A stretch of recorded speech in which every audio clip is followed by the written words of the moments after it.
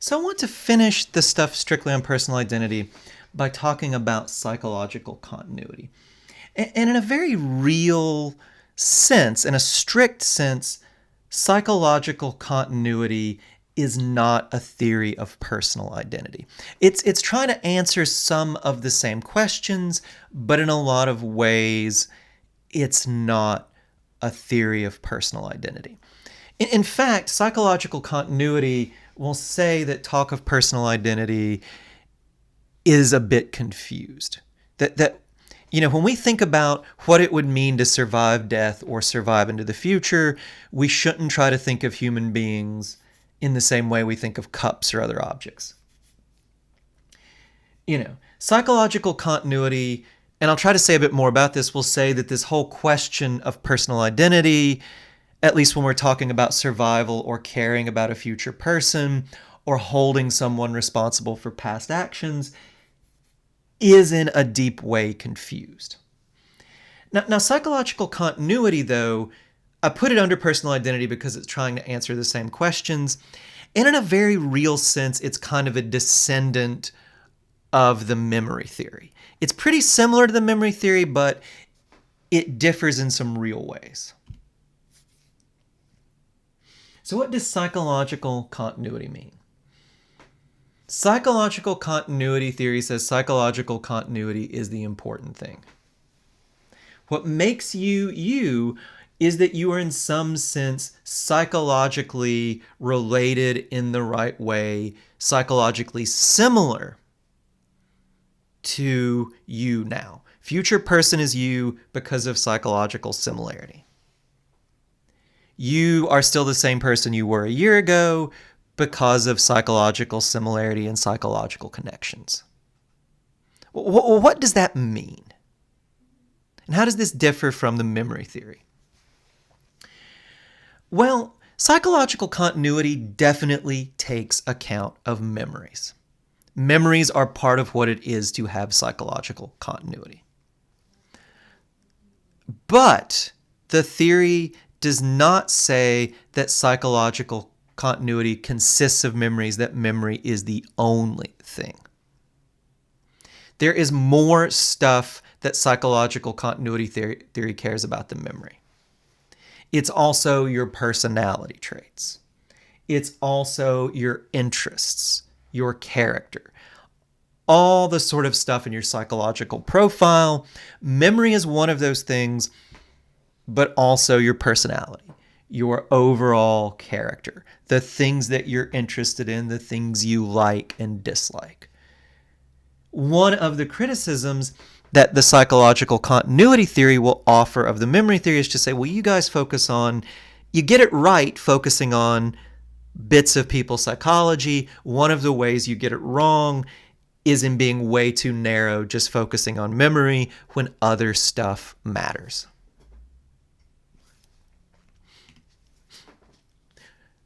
Well, how else does it differ from the memory theory? It lets more stuff in. It says the memory theory restricts what we allow too much. But how else does it differ from the memory theory? Well, another way that psychological continuity differs from the memory theory is it's not all or nothing. So identity, when we say, well, are you the same person or not? That's all or nothing. That's 1 or 0. That's kind of binary. Continuity comes in degrees. The more of your memories, the more of your personality that a future person has, the more continuous they are with you, the more sense it makes to care about this person's survival. If someone has all your memories and exactly your personality and interests, perfect continuity, it makes a lot of sense to care about this person's survival. If they have less, if they have some of your memories, if their personality is kind of like yours, it makes less sense. Psychological continuity says not all or nothing. Whether there's survival, whether this person, it makes sense to care about them, to hold them responsible for your actions. It's a matter of degree.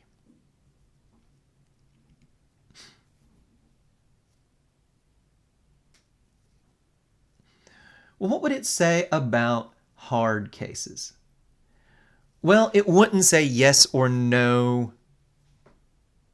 they're the same person. It would just speak of what degree of continuity we have. If you download your personality and your memories, there is a very high degree of continuity. This computer has your interests, your personality, your memories, very high degree of continuity, probably as high a degree of continuity as you have between your 20-year-old self and your 30-year-old self, right? Reincarnation, a high degree of continuity to start with, maybe, but very much less as time goes by. If Kaylin really had Frank's memories when she was a little girl, if she really liked the stuff that Frank liked and hated the stuff she hated, when she was a little girl, there was a lot of continuity. As she got older and started to forget, there was less and less continuity, right? So, think about this. What would psychological continuity say about reincarnation? Well, if you were reincarnated and the person could remember you and had a lot of your personality up until age 7, there would be a lot of continuity. But if they slowly forget up until about age 10, by 10 there would be practically none. You wouldn't really survive in any real sense past their 10th birthday or so, right? Hollywood amnesia. If they forget the memories, that's a lot less continuity. If the personality changes, that's even more lessening of continuity. So Hollywood amnesia, the person would have little or no continuity. Well, what would it say about Robo Kurzweil, right? Is Robot A Ray Kurzweil or Robot B? Here's what I think the psychological continuity theory would say. It doesn't matter. I don't care. But because there is a lot of psychological continuity between Ray Kurzweil and Robot A and B, which one should he care about? Well, both. I don't know if either one is really him in the same way that my coffee cup is my coffee cup from yesterday. That's not what we care about as human beings. We care about continuity. Both of these robots have a high degree of continuity. Would downloading your consciousness in this way count as surviving death? Yes, right? There is arguably as much continuity between 80-year-old Kurzweil and both of these robots as there is between, me a month ago and me now. So yes, that would count as survival as much as, the psychological continuity that exists between me and me a month ago counts as survival for me. If I care about what happens to me in a month, and I do, because I think there's a lot of psychological continuity, it makes sense for someone who downloads their consciousness to care about anything their consciousness is downloaded into.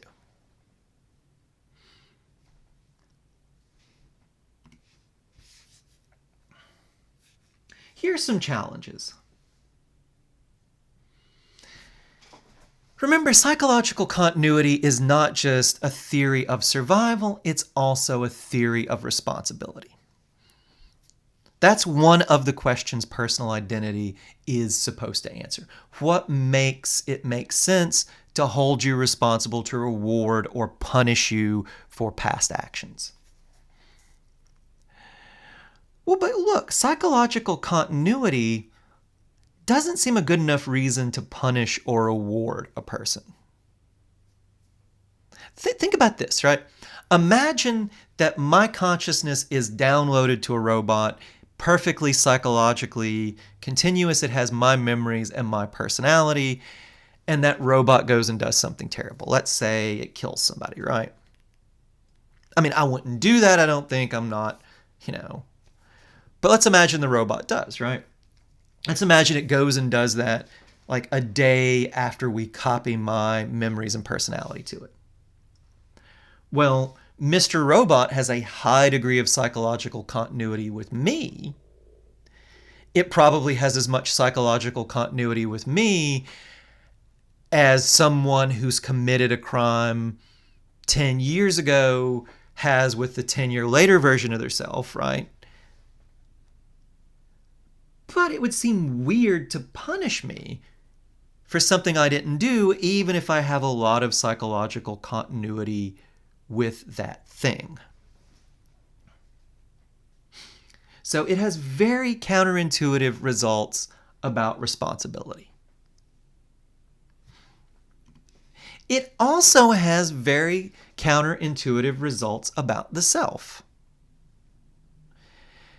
You know, if we copy my memory and personality to 50 robots, or Kurzweil's or whoever, and we say, well, you should care about the survival and future of every single one of those robots just as much as you would, of your physical body and self because they have this high degree of psychological continuity. Well, that seems a bit crazy, right? And think about this. Psychological continuity lessens over time in your own life. If this theory's right, there might be a real sense, if you change a lot over the course of your life, there might be a real sense in which 60-year-old you is not really 10-year-old you. Especially if we look at children, right? We think we were these people who were children, but we undergo a lot of psychological changes. We forget a lot of stuff in the course of childhood. How much psychological continuity is there really between 6-year-old you and 16-year-old you or 26-year-old you? Might there be very little psychological continuity in our own life? If there is, then it wouldn't make sense to care about future us. This honestly seems to be what Williams has in mind, that future you, if you lived an infinite amount of time, there would be so little psychological continuity with the earlier person, it wouldn't even make sense to care. That might be right. That just seems weird to me. So the psychological continuity theory is an interesting one. In philosophy, Derek Parfit is the person most associated with this theory. It's interesting. It just does seem to have some odd results. And I don't know what to do with that, right? Are the odd results evidence against the psychological continuity theory? Do they show that it's wrong? Or do they just show, well, there's some weird results when it comes to personal survival over time? It's weirder than we thought. I don't know. I'm legitimately puzzled by this. It's an interesting theory. The results are weird, though.